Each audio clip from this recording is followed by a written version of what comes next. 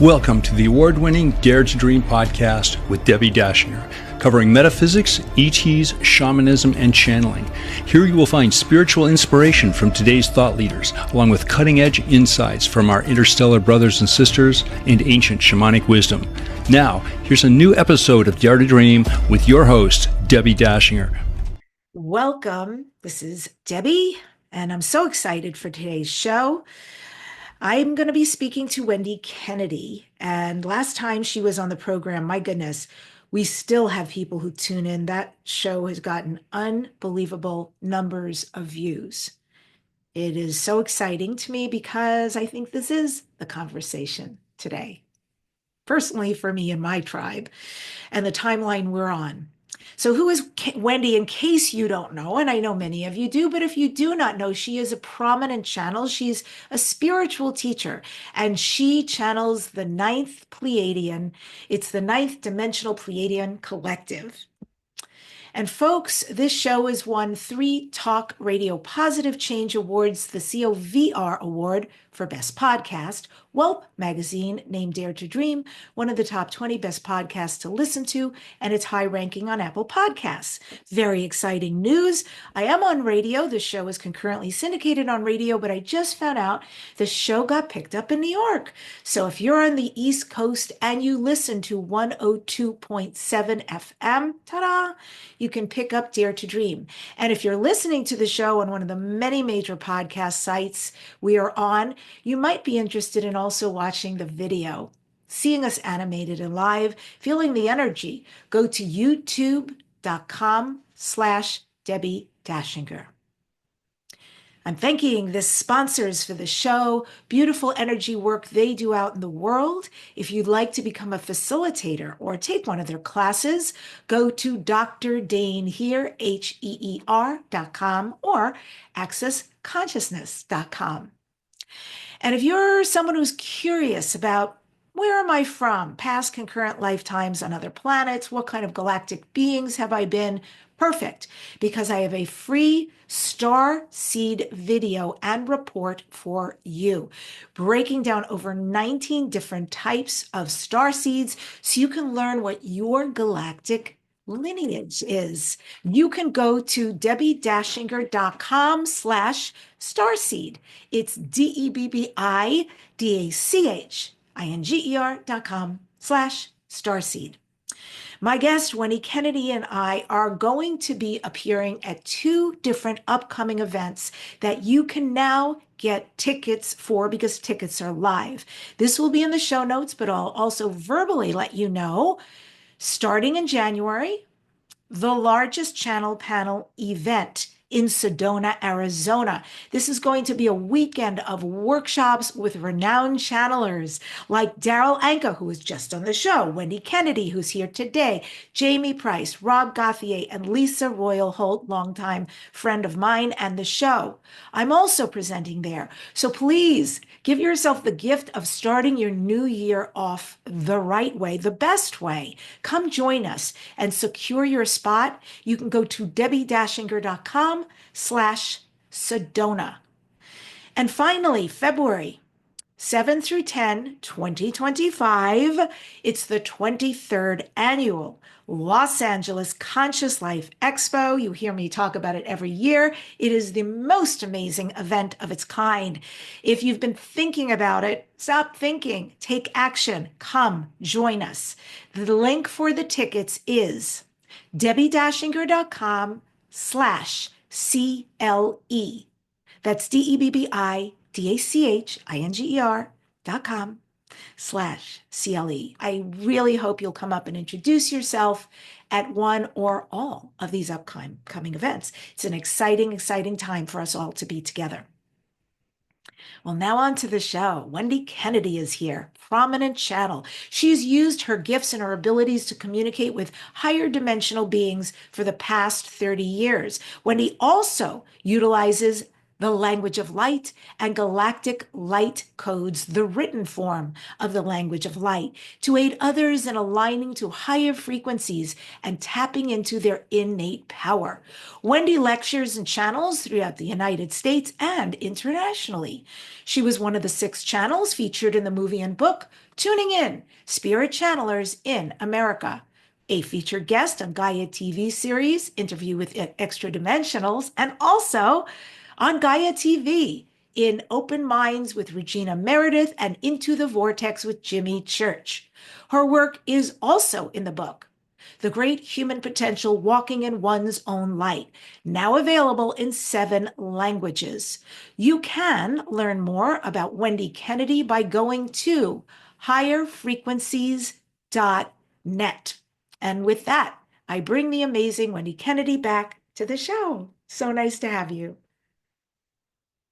Oh, you're muted. Something I do also is don't worry. I'm always having a guest say, Debbie. Welcome. Hi, Debbie. Thanks for having me back. And I want to say congratulations for the award and being picked up in New York. That's amazing. Yeah, I'm excited about that. That's where I'm from originally, so it sort of feels very full circle. Because when I grew up, this was not the conversation you were having. I'm really glad it is now. And I wanted to ask you about that because even you, congratulations, you as well. You've always done very well. But Wendy, I think when I went out to Gaia TV for my first interview, there was a big billboard or a banner with you on it. And I was like, oh, that makes me so happy to see her here, this kind of presence. And I know because I follow you, you're doing so much. What is happening right now? Yeah, things are opening up and the universe just keeps bringing things and I just keep saying yes. I think it's the time. I think people are finally ready to hear what the Pleiadians have to share. I mean, for me, it's been a 30-year journey. So it's kind of amazing to see that there are so many people who are interested in that. And it really has grown exponentially in the last few years. Have you seen that on your end? Oh, yes, I absolutely have. And even in the forums like Conscious Life Expo, I've seen those events massively shift and transform. And what's really interesting, I have some friends who offer programs, and they're having a little bit of problem filling, like live retreats or live workshops that people might fly in for. I also think what's happening is there's this plethora of options right now. It used to be, oh, I could go do this, and that was singular. And now it's multiple. There are so many options to explore with really gifted people. Yeah, I think that's definitely true. You didn't have a lot to choose from, and now there is a lot out there. There are a lot of people doing some amazing work. Yeah. And tell us about you. What's happening? What should be aware of? What are you offering? Because I want to make sure I know you're going to be channeling in a little bit, and I want to make sure that we cover you too. Yeah, so there are a lot of events that are coming up. You already mentioned 2 of those. So I will be in Sedona with you. We'll be doing a main stage presentation, and then I'll also be doing a workshop there. And, if people can't travel to Sedona, they can also get online tickets for the main stage presentations, which is really cool. And then in February, the beginning of February, the 7th through the 10th is LA, the Conscious Life Expo. And there I'll be doing a panel presentation and then a workshop and then a post-conference workshop as well. And that one's on channeling. So lots of options there at the Conscious Life Expo. And then from February 23rd through the 25th, I'm in Orlando, Florida for the Wisdom of Light conference there. So lots of things happening. I know they're trying to build that on the East Coast because it seems like a lot of events are out there on the West Coast. So we're trying to find some balance there and make it easier for everybody to travel, to be in person and to make those amazing connections. And there is something that's very special that happens when you get together, and you don't always experience that online. You can kind of get a sense of that online, but when you're there with people, there's a very special energy. So I'm very excited to be able to go and to meet people live and to share that energy. It's so important right now, this kind of connection. I think we're all sensitives, feeling so much of what's going on. We hear the information, but to experience it right now is a little breathtaking. So I'm very thankful for folks like yourself who are really here for us, and for the Pleiadians who are coming in because they must know what's going on and what we need down here. Yeah. It's been very interesting because the last several months, their message has been very consistent. And sometimes I forget I'm the only one who hears it multiple times. I might, be bringing them in and they'll say it in multiple places, but it's always important that we hear through repetition, because a lot of times we just need to hear it a couple of times to let it soak in. And the message that they've been bringing through lately is all about really standing in our power and choosing the frequency that we want to experience, as opposed to reacting to whatever is outside of us. That as we start with the frequency that we want, that's what we'll start to see in the world. And then that will reinforce that energy. So, with so much chaos happening in the world today, so many things that are uncertain, that's really what we need most, is to stand in our power. And their message has been pretty consistent with that over the last 3-4 months. Yeah, that's beautiful. I know in shamanic terms, we talk about in the direction of the north is Sarwa Kinti, the royal hummingbird. And one of the opening ceremony prayers is, to hummingbird, thank you for reminding us to stay still amidst the chaos. And it's so relevant right now. And Beautiful. then the second piece for hummingbird is, and thank you for reminding us to drink of the sweet nectar of life, right? It's about where we put our focus, and not to forget, with all of what's happening, there's so much good. There's so much to be grateful for, so much for us. And we agreed to be here at this. Yes. Yeah. The guides often joke, they'll say, if you had positive news reports, matter whether it's mainstream or alternative, they said if you had positive news reports and that's what you were filled with every day, you'd have a very different world. God, that's so true. Energetically, different experience. Yeah. Daryl has said this before. Daryl Anka has said that what he does with me, what you do with me, etc., and ad infinitum out there, is called first wave contact. So everybody here, this is a very spiritual tribe of watchers and listeners. We all know we have been visited, we've had relationship with extraterrestrials since the beginning of time. In fact, boop, boop, we are hybrids ourselves, right? We're an amalgam. So we're really part of that equation. So I'm not talking about that, and I'm not talking about what's to come, open, undeniable contact when it will be worldwide and known. But I am talking about the level right before that, which is this first wave contact, why you're going around the country and the world channeling in front of groups, why you come on a show like mine and do this. Can you talk a little bit about what you know about this first wave contact, why it looks like this? So I think there are a couple of different levels and layers to it. And, one of them is to remind people that they are connected, that there is a bigger galactic family out there. And when the information is brought through a channel, it doesn't disrupt somebody's belief systems in such a dramatic way that the rug gets pulled out from under them. I mean, if you had an ET standing right in front of you physically, it would be such a shock and shatter your perspective of reality that it would generate a lot of fear. And that's not what they're interested in doing. And so they will show up in this way to be of support, kind of to prep people to stand in their power, because that's another piece here, that if they were just to show up and we've given away our power at the human to human level, which we certainly have, we're not choosing how we want to feel. We're just kind of responding to whatever is happening outside of us. And there's also a lot of control and manipulation. And we can see that just in the basics in advertising and marketing and trying to persuade us to buy products, let alone at deeper levels.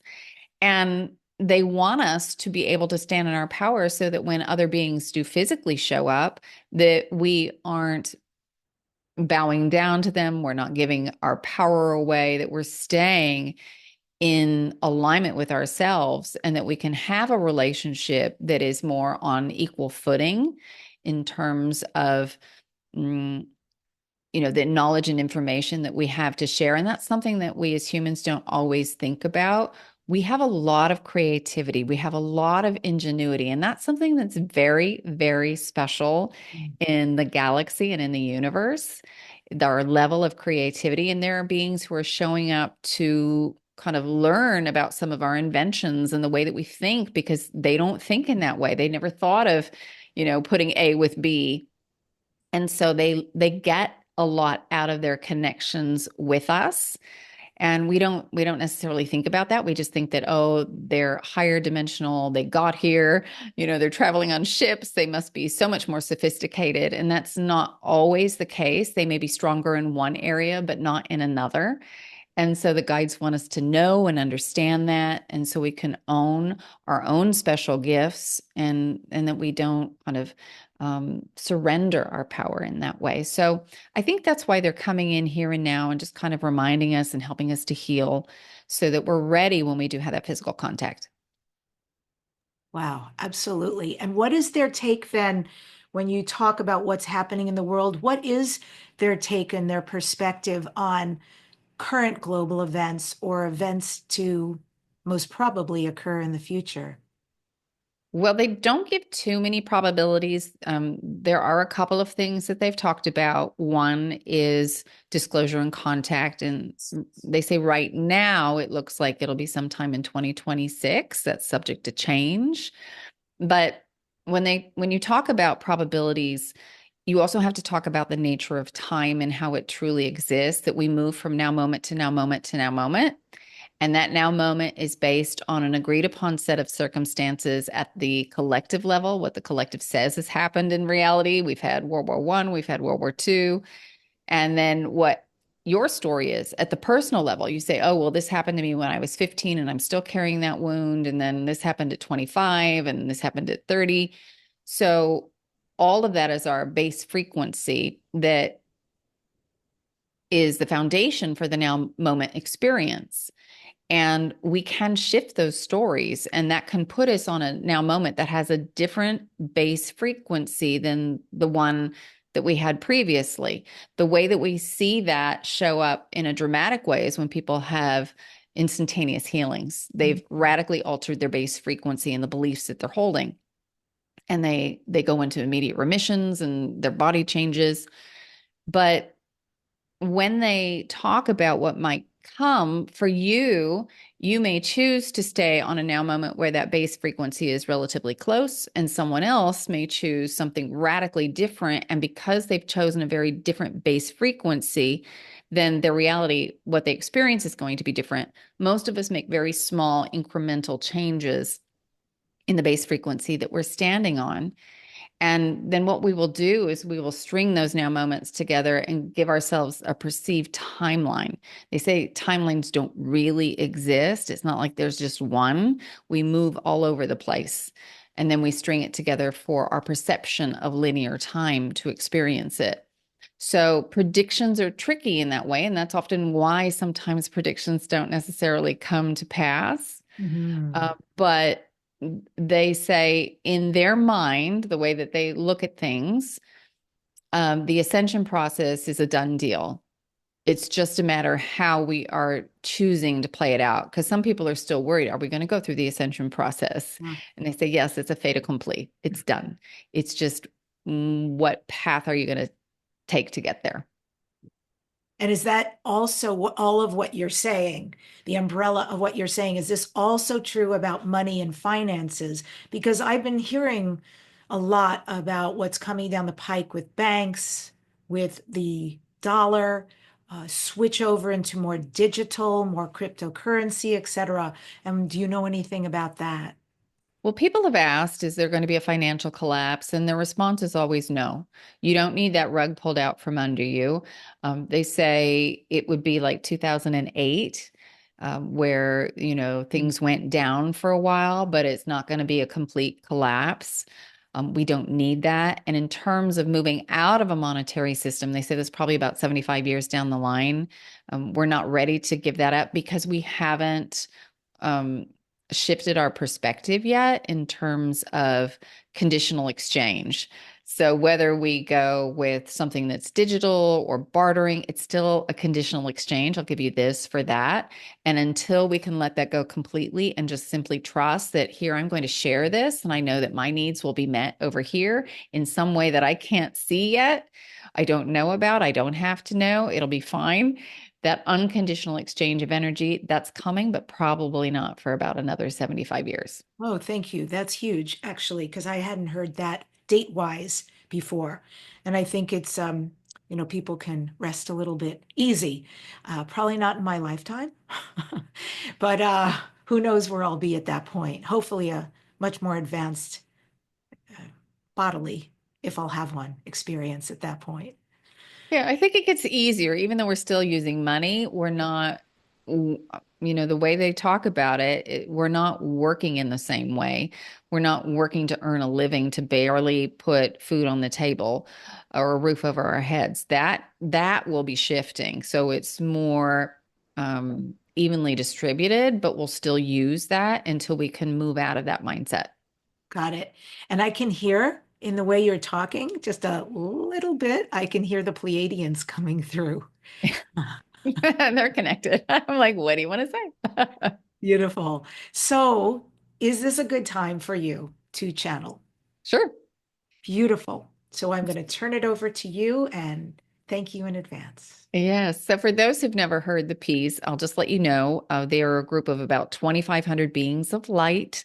They don't have physical form, and they do work with tone and sound, which is why their dialect is different than my own. It's not really any one particular dialect. It's just open vowels where they can modulate the frequency. So in addition to getting the information, it's as if you're getting a healing today as well. So I'll get out of the way and they'll come in. Beautiful. Yes, hello, dears. This is the Ninth Dimensional Pleiadian Collective, and it is a pleasure and an honor to have the opportunity to once again connect with you all. We're very excited about what you're creating right now, and we know there may be some nerves, some worries about the uncertainties, but really, there's not a single thing in your life that you've experienced that was coming with certainty, ever. But in your mind, you assign a value of certain or uncertain, and then you proceed from that state, from that assumption. So what we would invite you to do right now is to assume that you will be fine no matter what happens in the external world, that you will be abundant, filled with joy, health, love, compassion, grace, ease, whatever it is that you want to experience. And as you start living from that space, it will transform your life, and it will also help to lift the collective so that others, as they experience your energy, as you're walking down the street and you're living in this space of confidence, they too will be reminded of, oh, there's an energy I can embody. I've forgotten about that. And they can elevate their frequency to match it.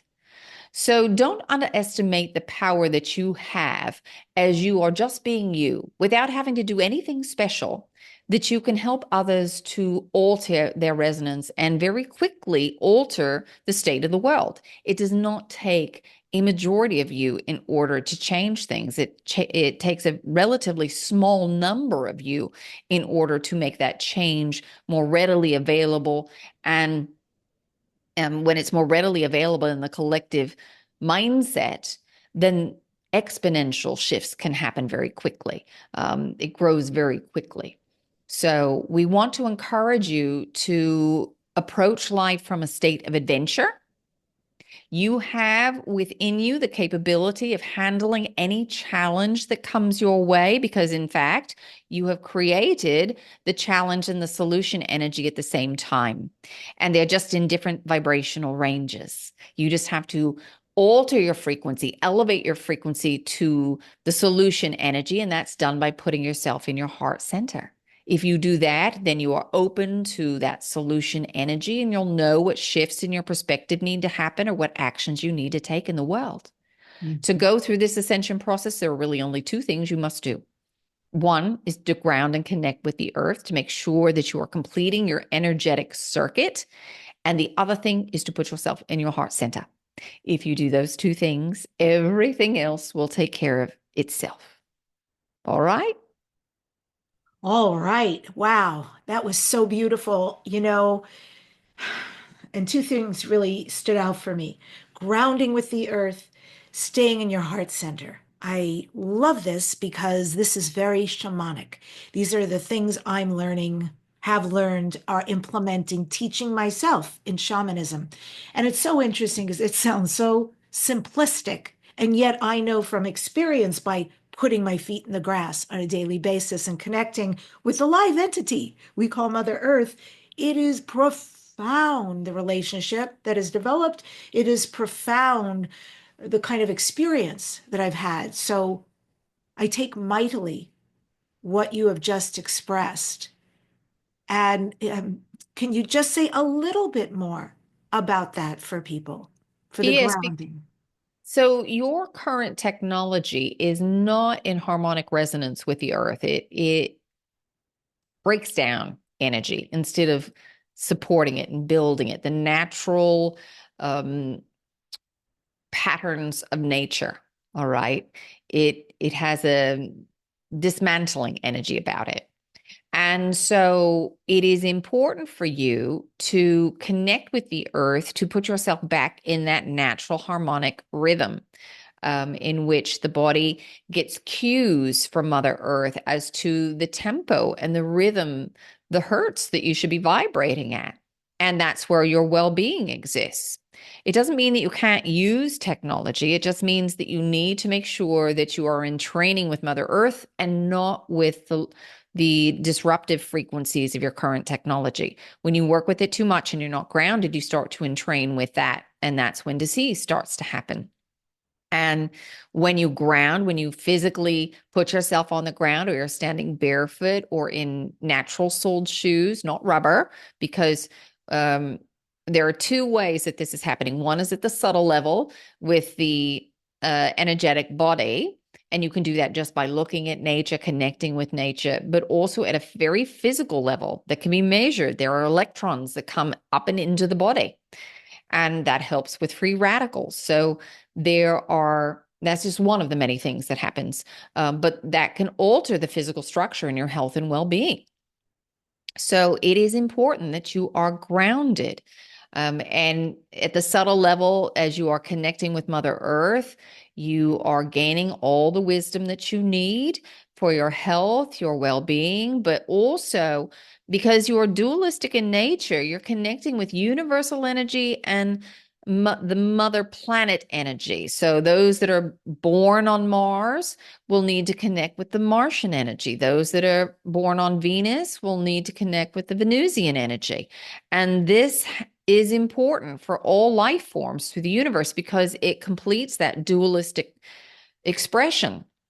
Really, really, really important. You put people up into space, they're going to need, if they are from Earth, to have that hertz, that frequency in the ship that they're on in order to sustain their well-being, because that is your natural rhythm and you need to be reminded of that to stay in perfect alignment for you, for your health and your well-being. Powerful. Can you address the wisdom of animals? So also on my shamanic path, I sometimes talk or teach about using animal spirit medicine for us, for awareness, for healing, for the wisdom they contain. Can you address how animals hold their own unique wisdom? I keep hearing code. I mean to say healing, but I'm hearing something else, so I'll just say that. They're each of them, indigenous to them, and own a unique code to each animal.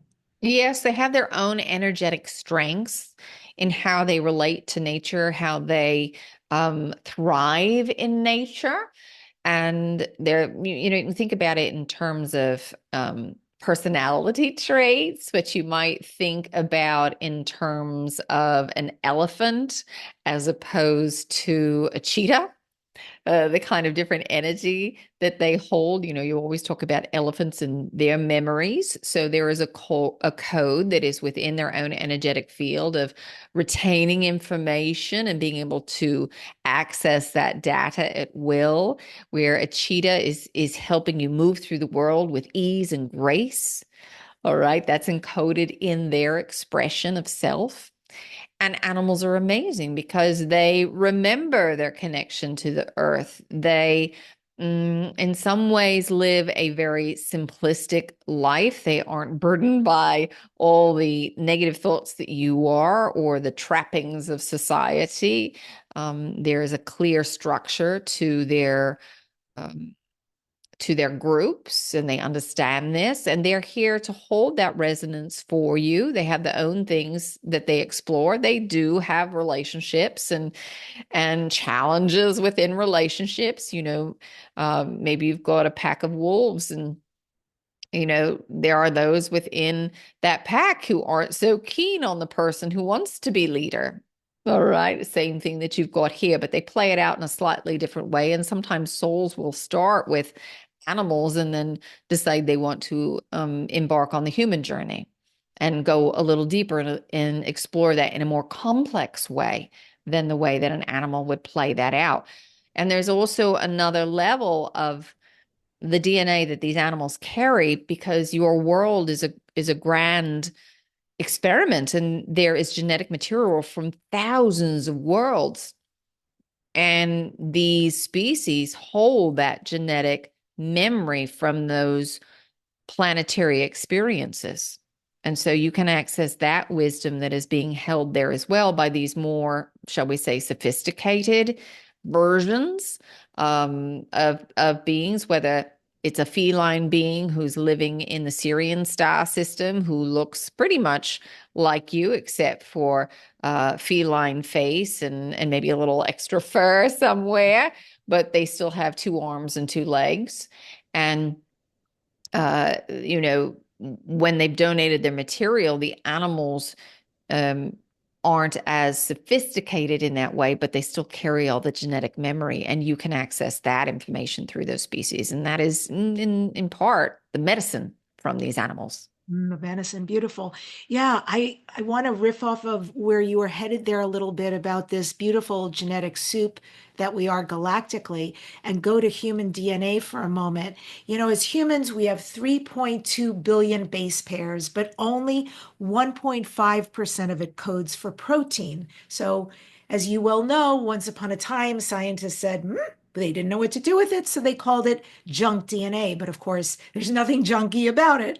And it actually has purposes. Now, I've been doing a tremendous amount of research, and I'm coming upon this information that shows that this unknown portion, this tremendously large unknown portion, actually holds traces of an ancient extraterrestrial code. Can you talk about that? What is it made of? Why? And is it a code, an ET code? Yes, because you yourselves are hybrids of sorts.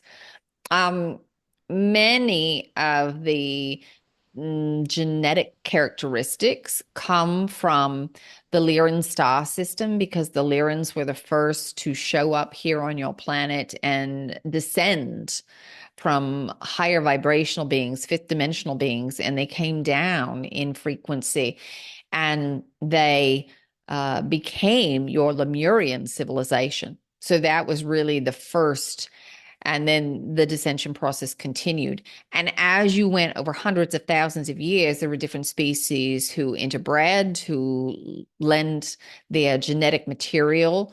And so you really have 5 seed races that have given their genetic material to you. Now you'll hear different numbers. It depends on how far back you go in the family tree to see, but from our vantage point, we're going pretty far back, and for us, it's rooted in 5. You might hear 12, you might hear 15 seems to be a popular number that's out there as well, but really we see it as being 5 seed races, and they come um,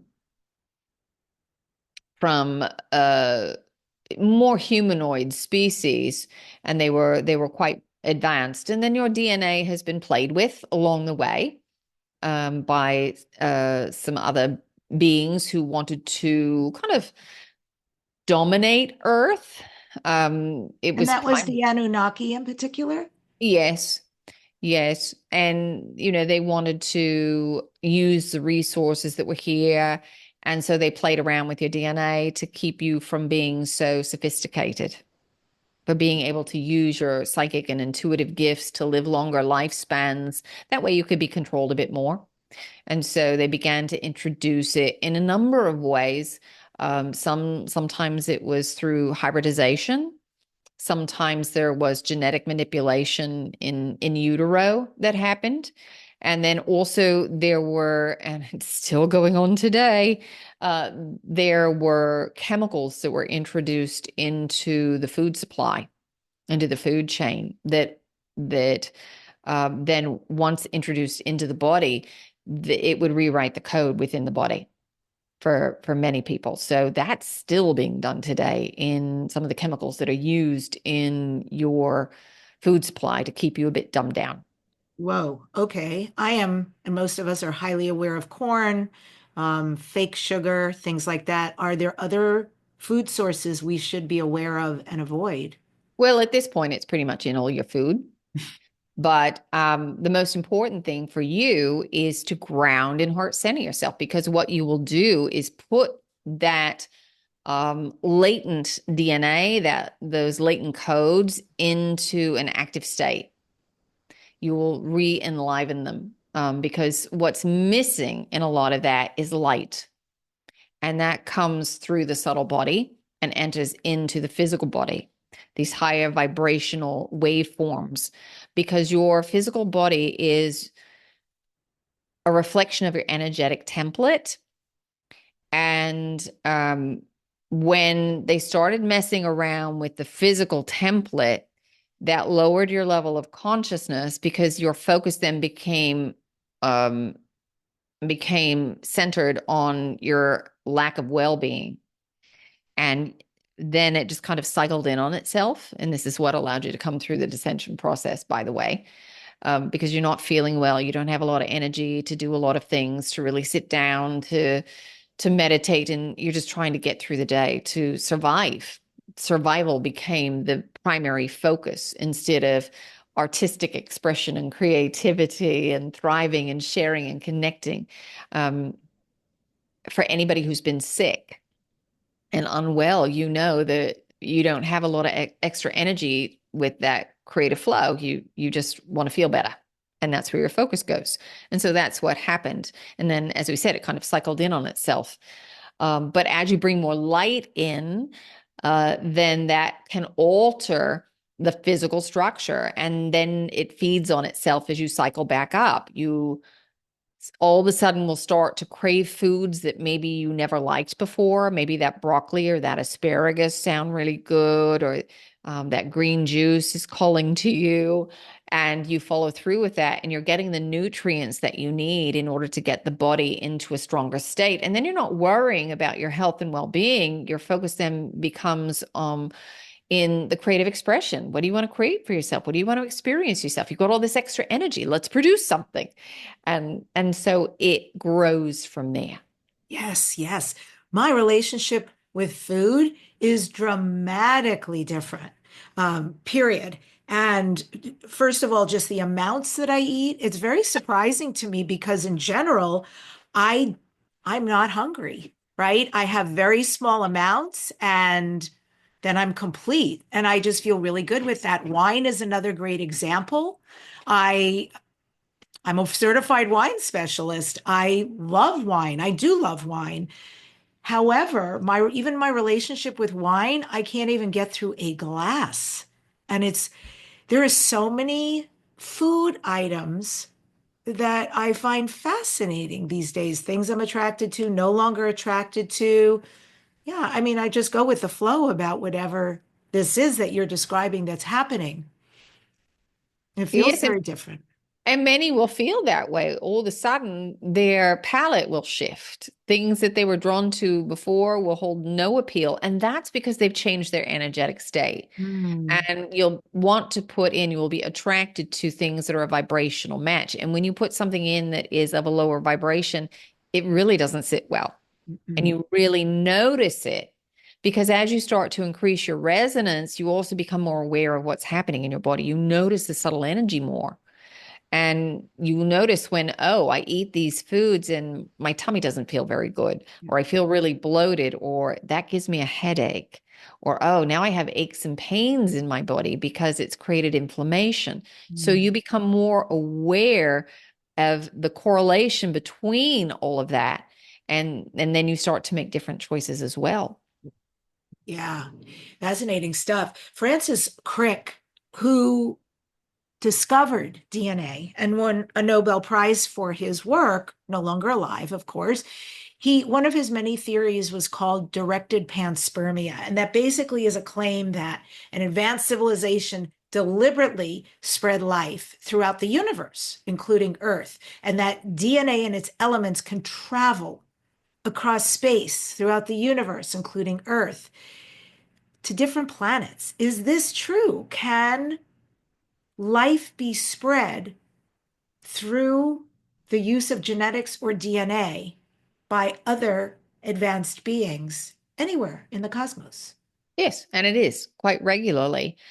Species will want to kind of explore, and so they will set up different experiments in different parts of systems. Sometimes they might take over a planet, and it depends on the planet and the planet's blueprint. So it depends on the dimensional range that these beings are in, how much they honor the blueprint of the planet. If you've got say a third or fourth dimensional species that ventures out, they understand technology, but they haven't necessarily connected with the heart center energy, they might do some things without having that level of awareness.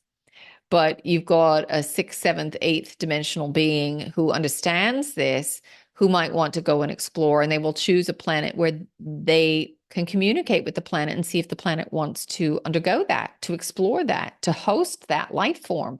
So in the higher dimensional ranges, we will have that conversation with that planetary body to see if it wants to work with us. So,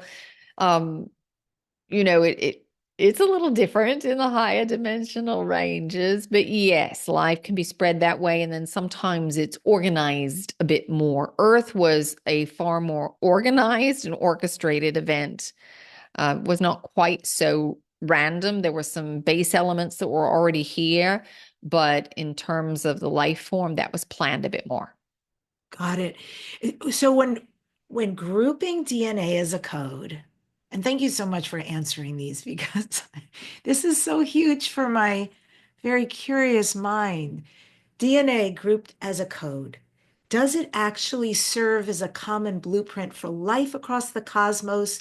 And does DNA or genetic sequences become a channel for communication, meaning that our genetic code contains embedded messages from other civilizations, and it has, without us knowing, obviously consciously, that somehow we or it can be communicated with?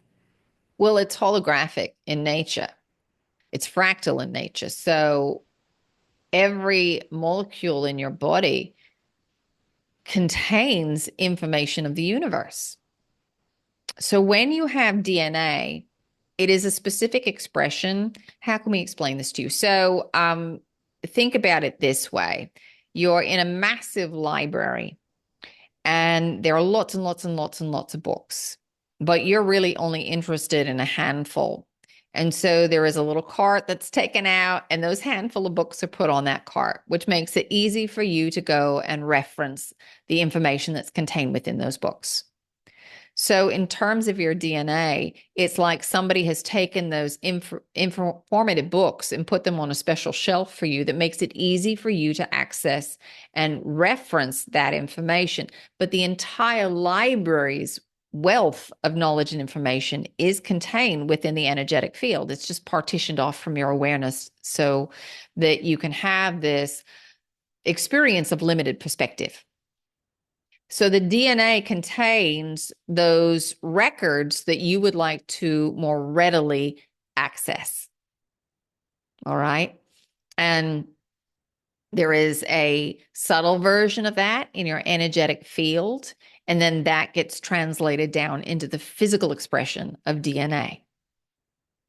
All right. Does that answer your question? Does that help you? Yes, yes. And so with what you just said, then with this DNA intelligence signature, can it be used as a transmission to communicate across interstellar space? Absolutely. So it's about you going inside. That's how it's accessed. And, your telomeres also act as antennae. That's another reason why they were shortened. Your lifespan was shortened as a result, but also your DNA acts as antennae for specific resonances.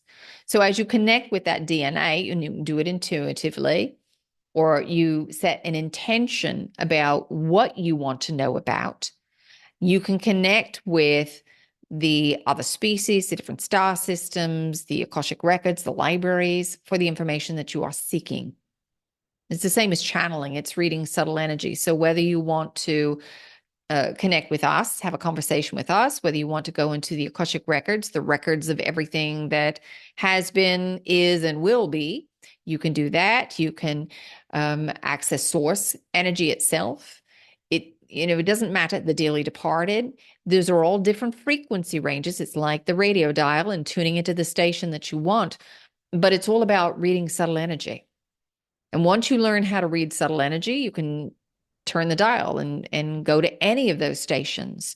It's like somebody teaching you the alphabet and then how to read as a child. Once you know how to read, then you can go and get any book you want and read on any topic that you want.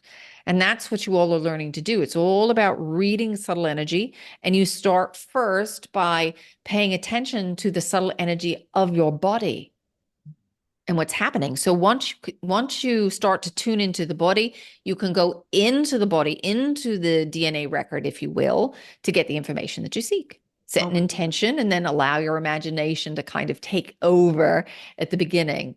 But what you'll notice, you'll say, oh, well, am I making it up? What's happening here? But the more you do it, the more you practice and you become aware of the subtle energy of it, you'll notice that it feels different than just your imagination. Your imagination will actually feel very, very flat.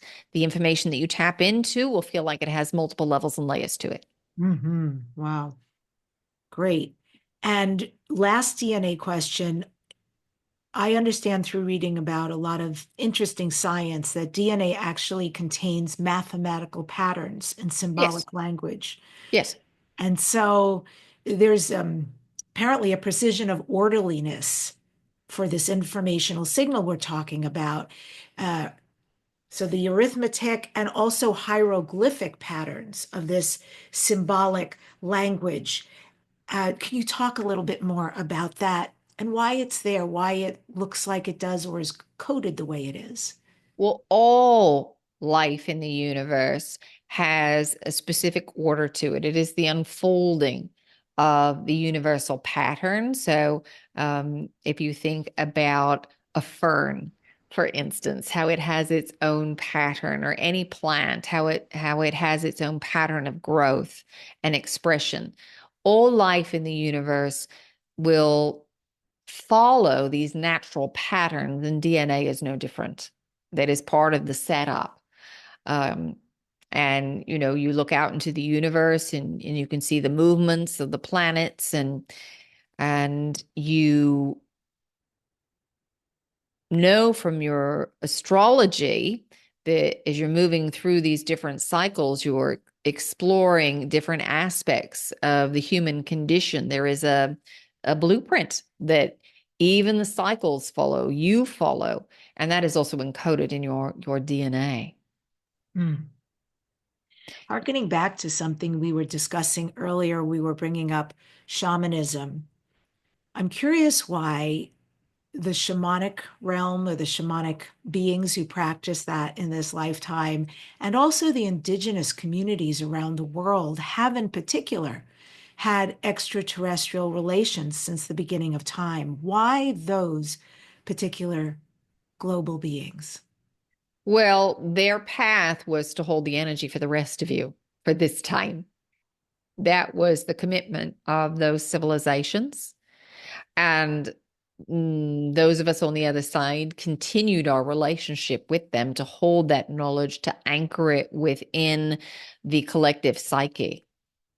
And so for them, coming into the world and knowing that this is the universal state, that there are beings in other forms from other parts of the galaxy, that changes the perspective of reality. And it's not a scary thing for them because they've always been exposed to that. And so they're holding that sense of divine reverence and connection so that when you all get here where you are, that you aren't fearful yourselves, that you can see that this has been a part of your history, that, you know, there's been a lot of manipulation to try to hide that from humanity. But these ancient cultures have held on to that wisdom for you through their oral traditions and some through their written tradition. But it's there. Their reminder is there.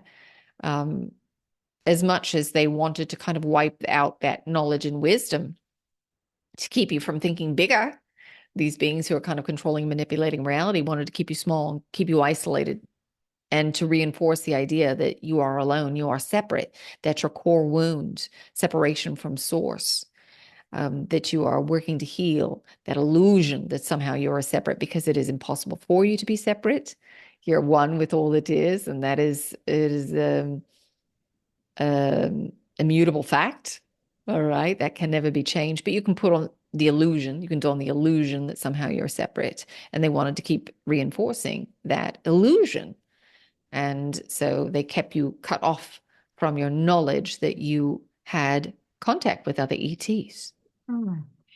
It's so interesting because, as you said, talking about wiping them out and the attempts to do that through genocide, I feel really terrible for their people, for, you know, that wound in their lineage and for what was done to them, that they were even looked at as primitive when I feel very much what you're saying. I feel very passionate about what you're saying, that they have always had the answers. This connecting with nature, connecting with animals, connecting with Great Spirit, with the earth, with understanding we've got star brothers and sisters and being in relation with them, and that they don't take, right? They don't just use resources. It's about reciprocity. They understand about giving back.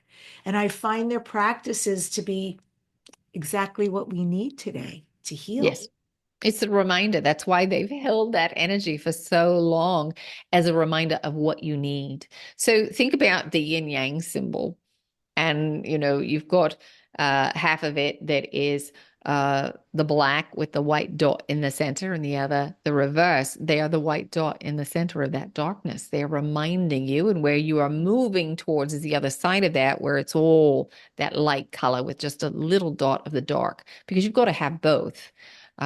You're a dualistic expression of the universe, but it is knowing that it is the totality of that energy that is important to embrace, and not just one extreme, but to know that the exploration of the dark is a valid exploration because it provides contrast to the light, and without it, the light wouldn't know itself as well.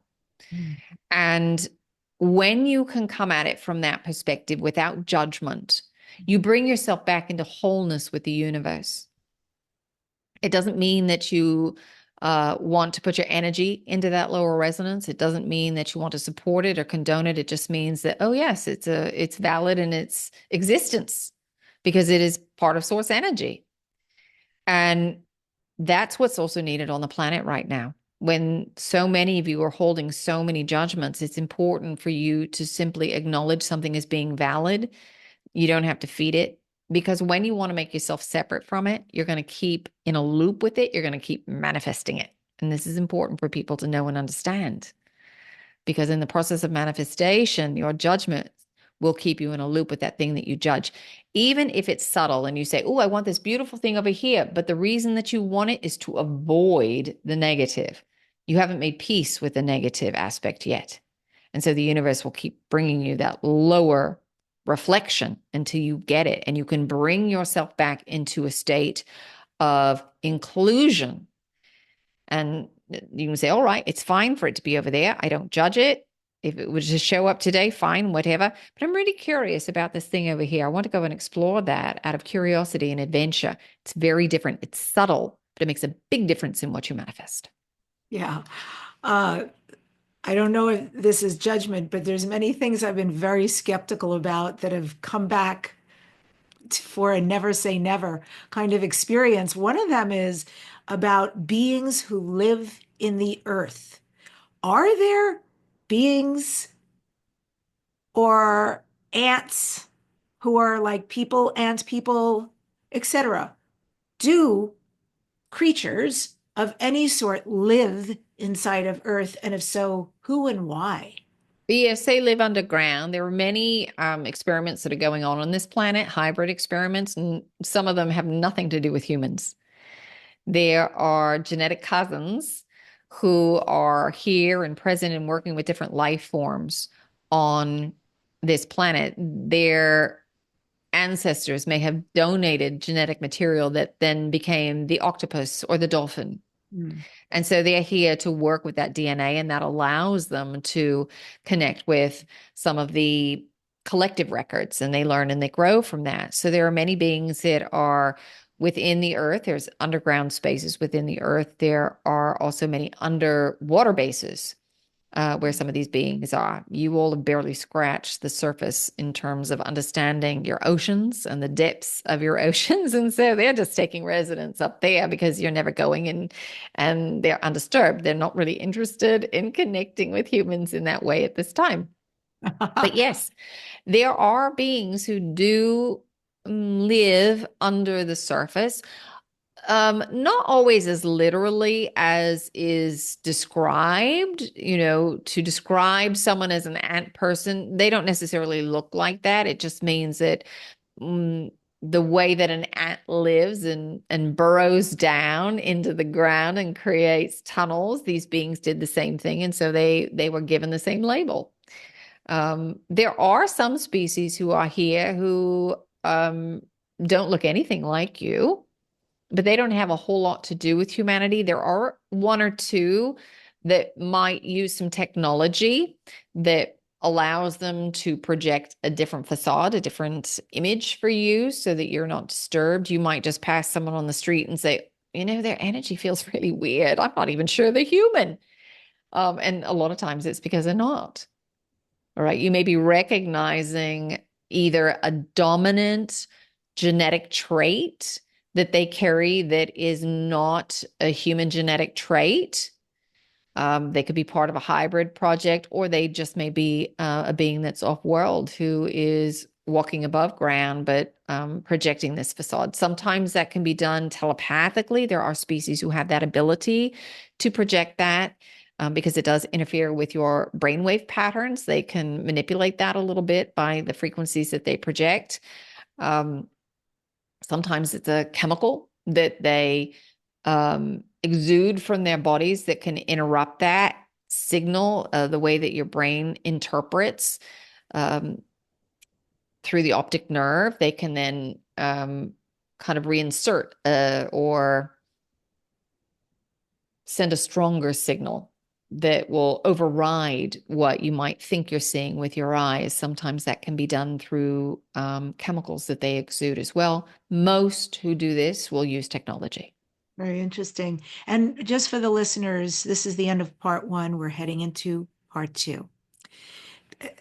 Harkening a little bit back to what you were saying about the ant people, not really looking like ants, but there's the idea of that, and there's some genetics in there.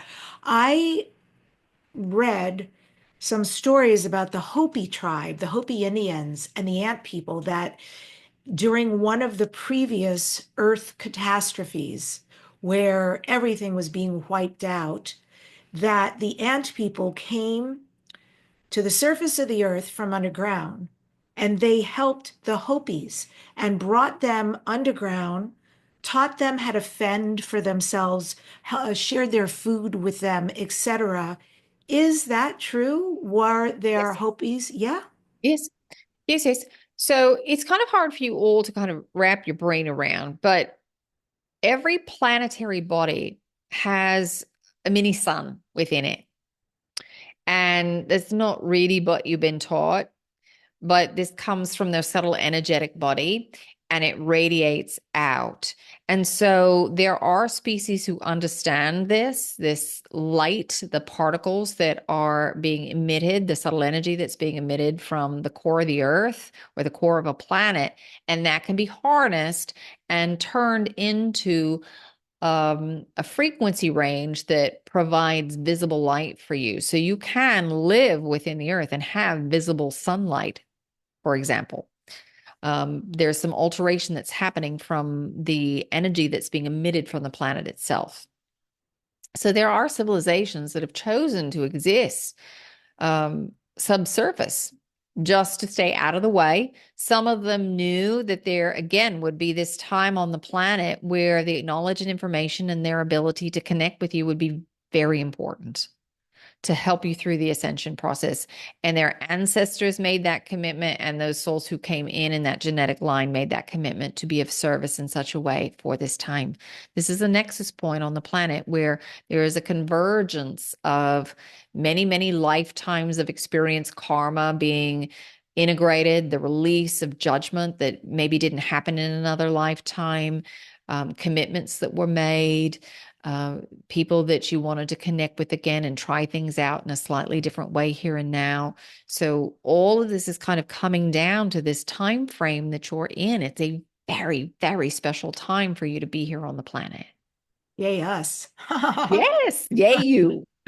You know, one of the first experiences I had when I first began opening to all of this, the extraterrestrial, the UFO, the plethora of incredible information, I had my own awakening. And one of the first experiences, I was in Arizona in the desert on sacred land, and I was trying to take a picture deep at night in the pitch black of a tree and the stars coming through the branches of the tree. And upon taking these photos, I thought, oh no, my finger keeps getting in the way. Not using a flash so that as much light as possible would come into the cell phone to take the picture. And after a few attempts, I realized, oh, that is not my finger. When I finally got a chance to look, what I found was the tree almost exclusively was completely covered by this enormous circular milky cream object that had some pale, like prismatic in it, a little pale blue and a little pale pink, you might say.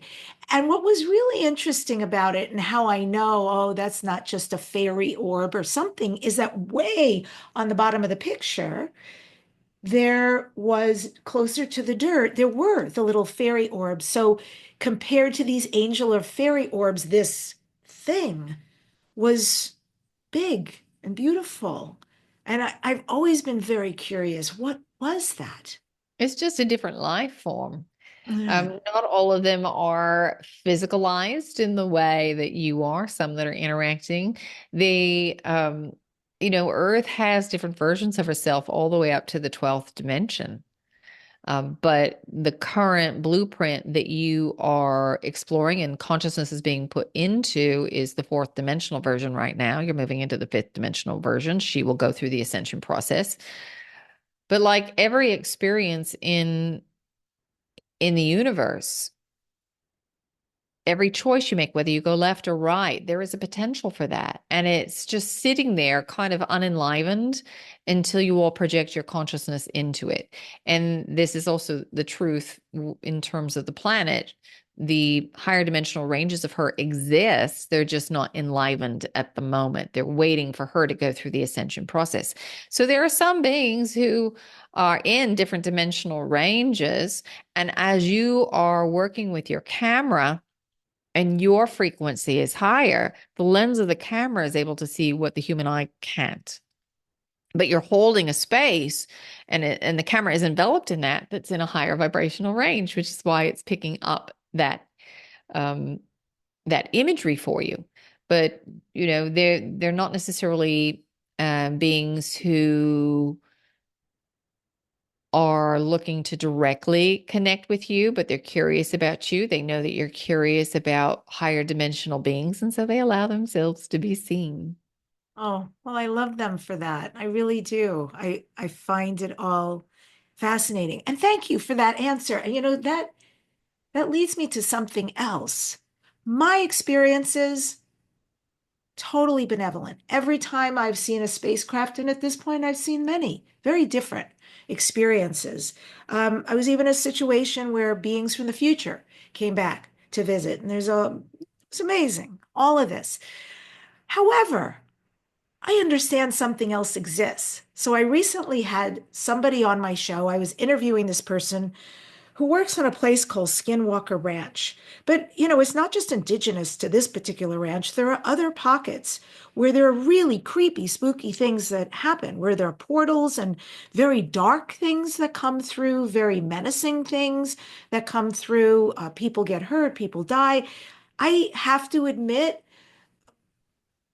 I don't understand it. I don't really want to ever like be in that position around anything, any kind of energy like that. But why does that exist? Why does such dark, creepy things or beings like that, opportunities on this planet, unexplained mysteries like that, why do they exist that are malevolent? Well, remember, you're living in a dualistic universe. You can't have one without the other. Mm. So when you experience the darker stuff, it provides contrast for the light, and vice versa. The light provides contrast to the dark. And again, it's a valid exploration of frequency for these beings who want to explore it. It doesn't mean that you want to lend your energy to it, which is why, in general, you don't have those negative experiences, because that's not a frequency you're interested in aligning with. You can acknowledge that it's there. You're not trying to make it separate from yourself by being bad or wrong, but really just saying, all right, it's fine. It's over there. I'm over here. Let's go explore over here. So that will keep you out of a manifestation loop with it. And it just is part of the exploration, part of the journey for souls to really understand the totality of source energy. So source could know itself. It fractured itself into a dualistic universe to provide that contrast. How do you know what a good thing really feels like if you don't know what something less than good feels like? It's hard to describe it if you don't have something to compare it to. And so universe thought, well, wouldn't this be fun? So it's as simple as that. Now, when you go to some of these places and you feel that energy, sometimes it can be because dark magic has been performed. The only difference between light and dark is that the intention for dark is for personal gain. The intention for light is for the inclusion and the benefit of all. That's the only difference between light and dark. So when you go to some of these places and the energy is heavier, it's because somebody has done something that the intention was not for the benefit, the highest benefit for everyone involved. It was for the amassing of personal power. And then beings who are in alignment with that agenda for their own personal power then can use that as a portal or a way in to connect, because that baseline has been established in that location. You can clear that as you start to clear the energetic lines in that area, the ley lines in that area. It creates such a high resonance that lower energy can't come in anymore. All right, they need a space that is welcoming and accepting, and that's too high. And if they don't want to increase their resonance, then they're going to go away. Well, that makes total sense. Is there more activity on this planet than ever with cryptids, with interdimensionals, or extraterrestrial visits and or relationships with humans? Absolutely. Because remember what we said, this is kind of a nexus point. And this ascension process that you go through will have a ripple effect through the entire universe. Because Earth is a grand experiment and genetic material from thousands and thousands of worlds was donated, that as you go through this ascension process, that information of what you are doing to go through the integration process, the releasing of judgment, the compassion that you access as you go through that process is then shared very easily with those who have the genetic connection, just like we were talking about the library and the books that get pulled and put on that little cart, making it easier for them to access what they need. It easily gets sent off to those that are of a genetic line connection, but also just in general, the level of compassion that you experience will have a ripple effect through the entire universe and change the universal game. That's why there are so many beings who are present and interested in what is going on this planet. You have a very unique makeup. Energetically, your blueprints are quite complex, and the level of compassion that you access is not accessed anywhere else in the universe, because you are on a planet that has such extremes in duality. All of you have had the lower experiences of grief and sadness, fear, worry, doubt, shame, blame, guilt. You know what that feels like in contrast to the higher frequencies of joy, love, peace, gratitude. You've embodied it. And because you've embodied it, it allows you to have greater compassion for somebody else who's going through that lower vibrational experience. You've all been there, you've done that. And so that means that you access a bandwidth of compassion that we can't even begin to touch. We can have compassion for you, but we haven't embodied it the way that you have. And because you've embodied it, you are accessing a lot stronger signal of compassion and just a larger bandwidth of it. So that then gets shared with the universe as you go through this ascension process. And there are some species who don't have a lot of compassion. They have been so mind oriented, they've lost connection with their emotional states.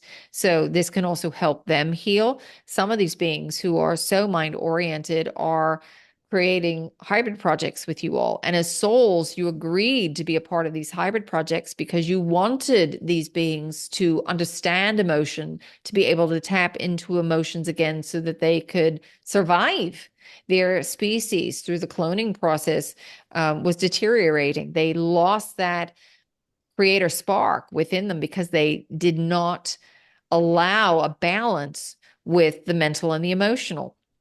And when it became too mental, the emotional spark was lost, the creative spark was lost. And so they're learning how to tap into that again so that they can change their genetic structure so their species can survive and thrive. You're And referring to the Greys? yes, this is one of the biggest hybrid projects that you've got on your planet. And those that are a part of the projects agreed at the soul level to be a part of the project. The ego might have a different perspective, but the soul said, yes, I want to be of service in such a way. And most of you thought, especially at the beginning, that, well, I'm not going to remember it. It's not going to really interfere with my life. But you're getting to a point here where that is bleeding. And those memories are kind of seeping in, and it can feel a little scary as you start to remember it and not really understanding what's going on or what you at the soul level committed to. So there can be a lot of fear still around all of that. There's a lot of victimhood that's around all of that. And we understand that some of these beings don't have the softest demeanor about them because, again, that's why you're helping them. They don't have a huge amount of compassion, or they're not tapping into their emotions. It's illogical for them. And so here you are, a very emotional being, freaking out and having a very hard time. And they don't necessarily know how to handle all that or how to work with that. And so there are other species that have also stepped in within the last 2 decades to kind of help you all to create a different level of healing around some of those contracts that you made with these other species. Yeah.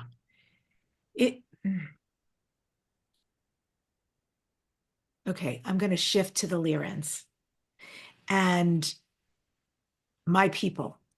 the lion beings for sure. I have a lot of dominance with that galactic heritage. And I understand Lyran civilization, one of the oldest, if not the oldest in our galaxy. And Earth is also said to have Lyran genetic roots. And you mentioned earlier the Lyrans becoming, well, many things I know galactically, but also Lemurians. How has this ancestral connection with the Lyrans influenced us? Are there latent Lyran traits that we can access or develop? And what do the Lyran beings offer to help humanity navigate all of these changes now and unlock our full potential? So many Lyrans are showing up to help you with healing specifically right now because that's what's needed, and they're quite good at that. But generally speaking, there are 7 star systems with which Earth most closely aligns with their archetypal patterns. So you have Lyra or Lyra, however you want to say it, the Pleiades, Arcturus, Orion, Sirius, Cassiopeia, and then the Andromeda star system. So those are the 7 with which you most closely align, the archetypal patterns. So for those coming from the Lyran star system, there's a lot of healing energy there, but there's also a lot of energy around the AI wars that occurred there, about fairness and about the inclusion of everyone, because during the Lyran wars, there were very sophisticated AIs that were so sophisticated that beings thought, well, wouldn't this be interesting to incarnate into that body, to step into it? Because whether you are a quote unquote biologic or whether you're an AI, you're still built from the same universal molecules. It's just slightly different in the origin and how it comes to be. One is an internal creation and the other is an external. But they became so sophisticated that souls said, oh, let's step in and let's have this experience. And in that system, they were so judged as being secondary, second class citizens, as it were, that the wars broke out. And many of those beings went off to the Andromedan system. Now, Andromeda is your sister galaxy, and the setup for your sister galaxy is slightly different. Here in this galaxy, the way that you kind of play it out, you all want everybody on the same page. All right, in order to feel safe, we've got everybody thinking the same way. Great. In that system, the expectation is that if somebody else is doing it, you need to do it in a slightly different way so that you can all add that knowledge to the collective. There's no point in doing it if somebody's already doing it because you can just access their records. So do it slightly differently. So the creative process is slightly different. But you can see how that program of having second-class citizens plays out on your planet. This has happened again and again and again, whether that's because of somebody's race, whether that's because of their religious beliefs, because of their sexual orientation. You know, there's always something that you all will take on to make you feel less than. And so that's some of the energies that come from the Lyran star system for you to work with. From the Pleiades, a lot of it has to do with teaching, with record keeping, with healing. From Sirius, a lot of that is commerce and diversity. Orion has to do with control and manipulation, learning how to move above the control and the manipulation. Then you've got Cassiopeia, which is all about the arts and beauty and the expression of the soul. And then, as we said, the Andromeda system. Arcturus is also healing, a lot of healing. Arcturus is the first system that beings came into in this galaxy, in the higher dimensional ranges. And then when beings wanted to go and explore physicality, they went to Lyra, which is why you consider that in terms of the physicals to be the oldest amongst you all. And then from Lyra, some of them went to Sirius and the Pleiades and Orion. So, you all kind of spread out from there. but a lot of the healing energy comes from the Andromeda or from the Arcturans as well. You've got healing in Sirius as well. There are lots of water worlds, dolphins. There's a lot of healing energy with that, but it's very diverse there in Sirius. And commerce is a big thing. And when you go through this ascension process and you start connecting once again to your galactic community, you are going to be a big commerce hub. You're going to have had at points on this planet a lot of different species who were showing up to trade with you all. That happened in the high civilizations of Atlantis, even 152,000 years ago, for example. The temples of light, there were beings who would come there and receive knowledge and wisdom and trade goods with the Atlanteans in the higher aspects of Atlantis. Atlantis had three civilizations. There was a rise and fall 3 times with Atlantis. But that will happen again as you start to open up and connect. Will be nothing for you to experience dozens of different species on your planet in a day. That will come in time. Everyone take a breath. Yes, yes. I want to thank you so much. This has been tremendous information for me, most beautiful meal. And every time I learn, there's always more to learn. Every time I deep dive, it's like yet another piece. And I have to say, that's what I love about all this. The never ending, the constant unfoldment of all of this fascinating information, who we are, who you are, what's happening, what's possible.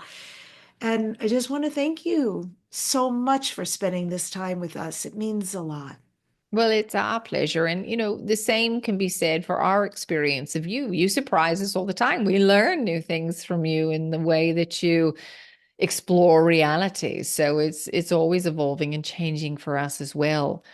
We would like to offer you a language of light activation if you're interested. Oh, yes, please. That would be fantastic. And this is meant to help you to open up to your own records, information that's contained within your DNA, so that you can access either past lives or genetic line information, or if you just want to open up to the Akashic realms, to source itself. So it's meant to help you to open and receive information at the subtle level. Now, for those of you who are not familiar with the language of light, it is a source language, and it's comprised of light, sound, sacred geometry, and cosmic information. So as you experience it is meant to help you to attune your own energetic field. It's like somebody asking you to sing the note of C. If you don't have perfect pitch, it can be hard, but if somebody plays the note as a reference point on an instrument, you say, oh, that frequency, and you can reproduce it. Same thing within your own energetic field. We're providing you with the reference point, and you are then shifting your energetic field. So there's really nothing that you need to know or do. It's meant to bypass the traditional language centers of the brain and speak directly to you, the divine being of light, having this physical experience. All right, so take a nice deep breath. Ishukto bidibidukata patakatai era armuna bidukata ata ar minibidikata ar imnis is bidibidikata bidukata patakati hita ar bidibidikata bidukata patakata bidukati hisa anda ar bidibidikata patakata hasa ar muy buij hasa ar bidibidikata patakata bidukata patakata bidukata hisa zeta o da bidibidikata bidukati da ar bidibidikata bidukata patakata bidukati ar bidibidikata ar minibidikata hasana ida ididi bidibidikata patakata hasana أثرور ورئيمني بالكتاي هي أتكتر برشكت إتا برشكت ando in mene birja kada ando wiri mene jutta to orbit birja kada ando in mene birja birja kada hata ar birja kada hisa akatai. And take a nice deep breath. So there are many beings who are coming in and blending their energies. We have done the activation, and they are lending their instruction manual, how they have worked through the issues that you are currently working on, so that as you align with the energy within yourself, you are opening the instruction manual, that you can find a how-to do whatever it is that you want. All right. So we'll leave you here. Know that there is a tremendous amount of support around you. All you have to do is ground, heart center yourself, ask your question, and listen. You might think it's your imagination as you begin. Go with it, trust it, ask for confirmation. And if you say, I wonder if this is my confirmation, then yes, take it as such, because the thought would not cross your mind otherwise. So until we hear from you, we are around, we are watching, we are waiting, and we are sending many, many well wishes.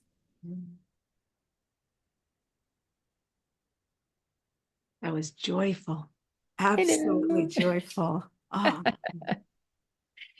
Very interesting questions. I don't often think about some of those things to ask them. So I love to hear the answers when you ask such amazing questions. So thank you for that.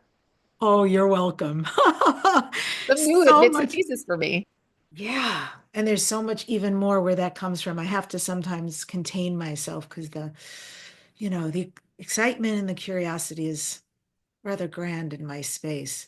But that also, I loved so much the conversation, so much confirmation and so much additional information.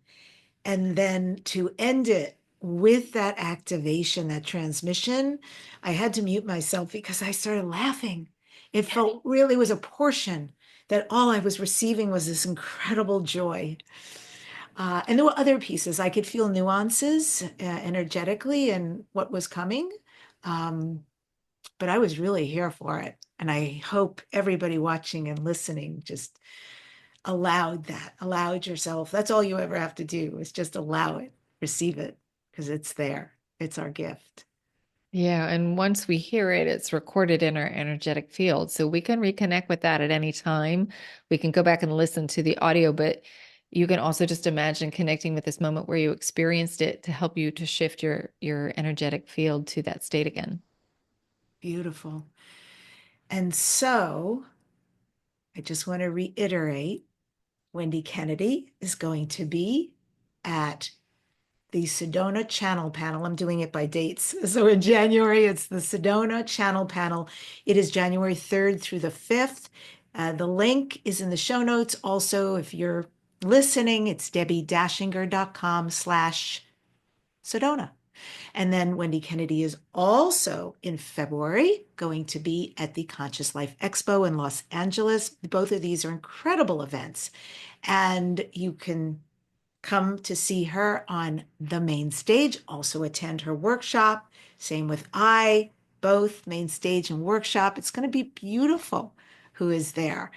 I really do resonate with what a way to start a new year. Like, forget about saying, I'm not going to do this, I'm not going to do that. Come be with the healers and the channelers. This is where it's at right now. So I'm grateful you'll be there. And then that link is debbidachinger.com/CLE for Conscious Life Expo. Tell us something here at the end, Wendy. What are your thoughts? What would you like folks to hear or know? I'm just really excited to see what we create this year. I think a lot of times there's such a heavy sense of worry, but I have a lot of hope about what is coming down the pike. And I think we can really change things very quickly as we hold a different resonance and we start owning our power. So I'm excited to see what we generate. Beautiful. I'll be here as well, so I can check in with you. Thank you again for a beautiful show. And folks who want to find you, best place is higherfrequencies.net. That's correct. Yes. And thank you so much for having me back. And I just appreciate everybody who's showing up and the light that they lend to the world. Always, Wendy. Thank you so much. Thank you. And I'm going to end today's show with actually a quote from Wendy's 9D Pleiadian Collective, which with each breath, I acknowledge the support I have received from the universe. I am grateful for the many ways, big and small, that I am supported. Subscribe to this #1 transformation conversation. Dare to dream. Please leave a comment and share. In the next weeks on the show, it's going to be beautiful. All these people you want to be You want to be connected. Suzanne Giesman will be here. Thomas Winterton from the Skinwalker Ranch, Rebecca Dawson, Tricia McCannon, Jason Quitt, and Barbara Lamb, just some of the many.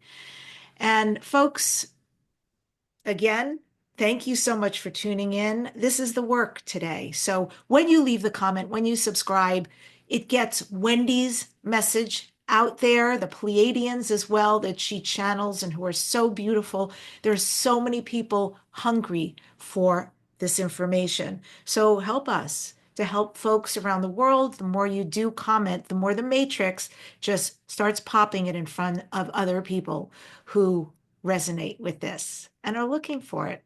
Thanks for being with us today.